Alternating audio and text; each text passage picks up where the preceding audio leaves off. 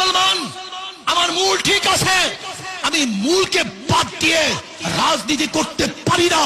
92% মুসলমানদের দেশে ইসলামী মূল্যবোধকে বাদ দিয়ে, ইসলামী মূল্যবোধকে বাদ দিয়ে কেউ কোনোদিন রাজনীতি করতে পারে নাই, পারবে না ইনশাআল্লাহ। কাজী আপনি যে স্বপ্ন দেখেছেন মৌলবাদীরা ক্ষমতা আসবে না, আসে নাই, সম্ভাবনা নাই। আর আমি উল্টো দেখছি, ইনশাআল্লাহ আগামী বাংলাদেশ ইসলামী মৌলবাদীদের বাংলাদেশ, আগামী বাংলাদেশ কোরআন ও সুন্নাহর বাংলাদেশ, আগামী বাংলাদেশ এদেশের স্বাধীনতাকামী মানুষের বাংলাদেশ, আগামী বাংলাদেশ ধর্মীয় ব্যক্তিত্ব বাংলাদেশ, আগামী বাংলাদেশ সাম্য, মানবিক মর্যাদা এবং ন্যায় বিচার প্রতিষ্ঠিত বাংলাদেশ। আগামী বাংলাদেশ হবে বৈষম্য বিরোধী বাংলাদেশ।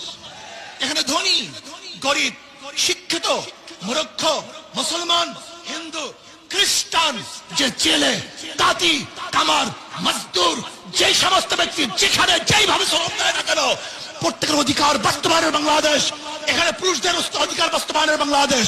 এখানে থাকবে মহিলাদের অধিকার, এখানে থাকবে ছাত্রদের অধিকার, এখানে থাকবে শ্রমিকদের অধিকার, এখানে থাকবে মেতর কামার ঋষি এবং তাঁতিদের অধিকার।